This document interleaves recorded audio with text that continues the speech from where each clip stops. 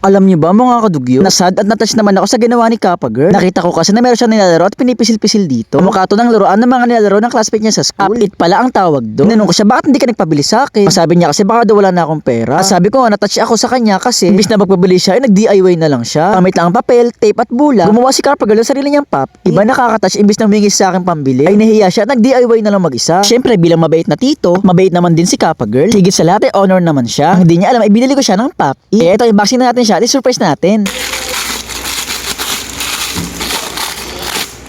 Wow! Mga kadugyot, eto na pala yung pop-it na binili ko para kay Kappa Girl. Ganito pala yung pop-it, papakita ko sa inyo. I-play natin to, tapos iilaw yan. Kapag umilaw itong mga to, pipinutin natin na mabilisan tulad nito. Uwi!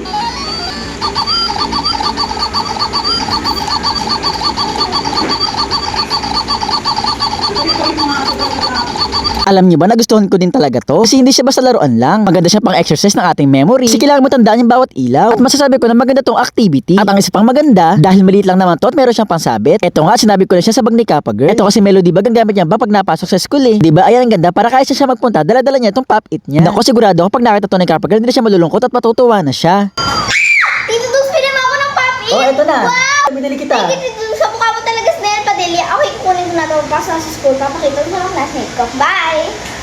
Okay, Kappa Girl, ingat. Hay nako mga kadugli. Ito nga pala si Kappa Girl, napakakulit. Ayaw talaga magpaawa. Nahuli ko na naman siya naglalaro ng Grow a Garden. Dala-dalawa pa, isang Grow a Garden sa cellphone at isa pang Grow a Garden naman sa computer. Pinapayagan ko naman siya maglaro. Ang kaso ay sobra-sobra na sa oras. Kaya naman pag sobra-sobra na, pinipigilan ko na siya maglaro sa cellphone at dito sa computer. Syempre, ayoko na maisipin na pinagbabawalan ko siya. Kaya nag-isip ako ng bagong paglilibangan niya. At syempre, dahil mabait akong tito, mabait din naman si Kappa Girl, makulit lang. Pero dahil honor siya, inilan ko siya ng bagong pagkakalibangan niya. Ito unboxing natin.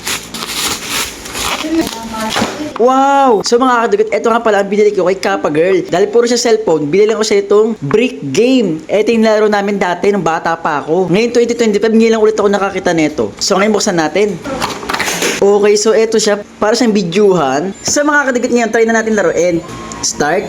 So ito na mga kadugot, Tetris. Ayan, dito. Ayan.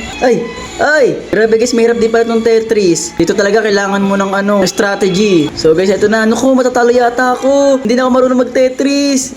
Grabe. Ay, mahirap pala to. Wala. Ayun, nakascore din. Grabe. Talo ko. O diba? Magandang libangan din tong break game. Tulad ko mga batang 90s dyan. Wala kaming cellphone, itong libangan namin. Kaya sana matawa dito si Kappa Girl. Tito Dux, ano yan? Break game to, binili ko para sa'yo kasi puro ka cellphone. Sige, Tito Dux. Kukunin ko na yan. Papasok tayo sa school. Papakita ko sa mga classmate ko. Bye! Okay, Kappa Girl, ingat.